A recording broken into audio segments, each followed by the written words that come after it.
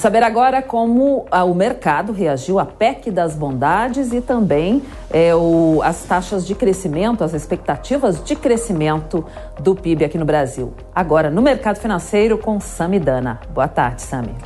Boa tarde, Cláudia. Boa tarde, Caniato. Boa tarde a todos. 14 horas e 50 minutos. Mercado financeiro começando aqui. E hoje, um dia amargo para os investidores, principalmente de renda variável. Vamos dar uma olhada no gráfico. O Ibovespa cai e cai forte. Queda de 2,14% aos 95.787 pontos. O índice, que abriu praticamente nos 98 mil, perdeu quase 5 mil pontos.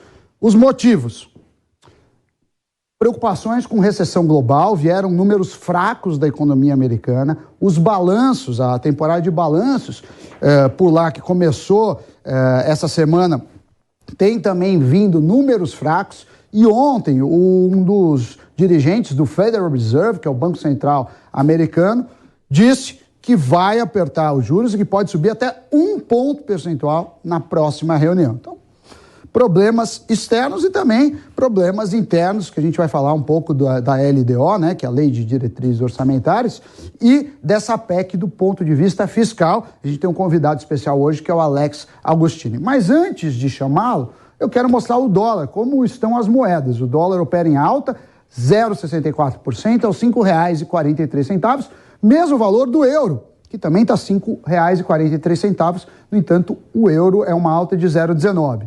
Já o Bitcoin sobe 0,03% e é negociado aos 20.255 dólares. Agora sim, temos o prazer de receber Alex Agostini, que é economista da Austin Rating. Alex, seja bem-vindo, boa tarde ao mercado financeiro. E eu começo te perguntando por partes.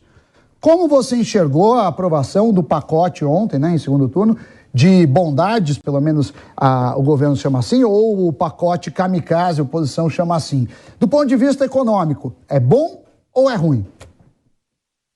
Olha, do ponto de vista... Boa tarde, Sami, desculpa, boa tarde a todos, do ponto de vista econômico, a gente sabe que tem uma preocupação muito grande, porque todo o aumento de gasto fiscal, nesse momento que estamos vivendo, de combate à inflação, é ainda mais combustível na fogueira, tá certo? Então a gente sabe que do lado do ponto de vista econômico é bastante preocupante.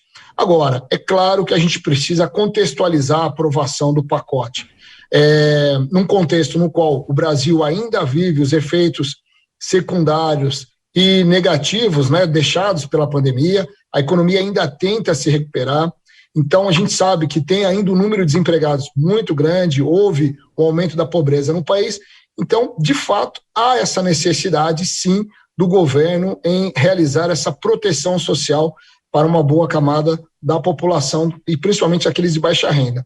Claro, o governo, depois de algum tempo, acabou inserindo outras categorias de auxílio, no caso de caminhoneiros, até por conta do aumento das despesas devido aos reajustes constantes do diesel, Acabou tentando compensar aí o aumento de custo, porque no final das contas, quem paga é o consumidor final, porque isso é repassado para a inflação, para os preços de alimentos, saúde, e tudo isso acaba caindo no nosso bolso. Então, a gente está tentando compensar, naturalmente, o aumento de custo de um setor importante da economia. Então, assim, não dá muito para escolher uma coisa ou outra. O governo tentou fazer as duas coisas, ou seja, ajudar a economia de alguma forma, no caso, as pessoas que estão mais precisando, mas, por outro lado, ele acaba deixando aí uma grande questão em relação aos gastos fiscais, ampliando ainda mais e deixando uma herança para 2023 bastante preocupante. A gente teve essa semana também a aprovação da Lei de Diretrizes Orçamentárias, e aí tem um crescimento previsto de 2,5% para os próximos anos, não 2022, fizeram um orçamento em que tem um déficit. Foi também, tem umas discussões do orçamento secreto ou não, mas não queria entrar nisso, queria que você falasse se a LDO ficou dentro do esperado, ou se foi melhor ou pior do que a expectativa, pelo menos, que o mercado tinha. Olha, Sami, para nós aqui na Austin Rating, ela foi pior do que a gente esperava em termos, claro, dos indicadores utilizados. A LDO, vale lembrar muito bem, Lei de Diretrizes Orçamentárias, são os parâmetros que vão orientar a lei orçamentária anual, que vai ser ainda votada ali para outubro, né? Vai ser colocada pelo menos em discussão e votação lá para outubro, um pouquinho antes das eleições. Então ficou muito fora, porque o governo prevê, por exemplo, um crescimento do PIB de 2,5% a partir de 2023. E a gente olha as expectativas de mercado e também da Austin Rate, e a gente não enxerga um crescimento acima de 0,4% do PIB em 2023 em diante. Por quê? Tem um cenário se formando em relação ao mercado internacional, desaceleração na China, nos Estados Unidos, na Europa, e tudo isso preocupa naturalmente o crescimento econômico global e impacta aqui o Brasil. Nós já estamos vendo, inclusive, desaceleração de alguns preços de commodities por conta dessa expectativa de menor demanda e também uma desvalorização do real. Então, tudo isso impacta a questão de arrecadação, que, por sua vez, vai impactar lá na frente a LOA, né, a Lei Orçamentária Anual. Agora, 14 horas e 57 minutos, e eu queria entrar na chave, pelo menos para falar com o Alex Agostinho. Alex, você trabalha na Austin Rate, que dá notas para empresas e também dá notas para países em relação à sua capacidade de pagamento. Obviamente, quando um país tem mais risco, isso significa que ele vai ter que pagar um juros maior, porque senão os investidores não vão atrelar dinheiro a esse país se o custo-benefício não compensar. E nesse sentido, dado a LDO e a PEC, a gente pode dizer algo sobre a nota de risco? Piorou? Melhorou? E isso deve impactar os juros? E de que forma? Sami, nós avaliamos todos os cenários, seja ele doméstico ou internacional. Quando a gente olha o cenário internacional, preocupa bastante, e aí tem um alerta, né, que a gente está acompanhando para ver como isso vai impactar aqui no Brasil. Por quê? Quando a gente olha Estados Unidos, China, Mercosul e Europa, eles representam 2/3 da nossa pauta de exportação, e são economias que estão desacelerando. Então isso vai impactar naturalmente no nosso crescimento econômico.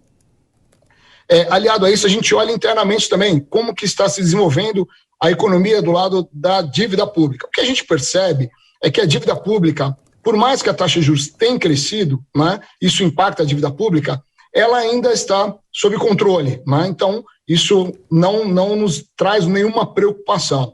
Agora, para 2023 em diante, como eu disse, fica o alerta por conta desse aumento de gasto que aconteceu esse ano, por conta do fim da PEC emergencial, que acaba em 31 de dezembro. Então, como que a economia vai se manter ou como que ela vai reagir em 2023?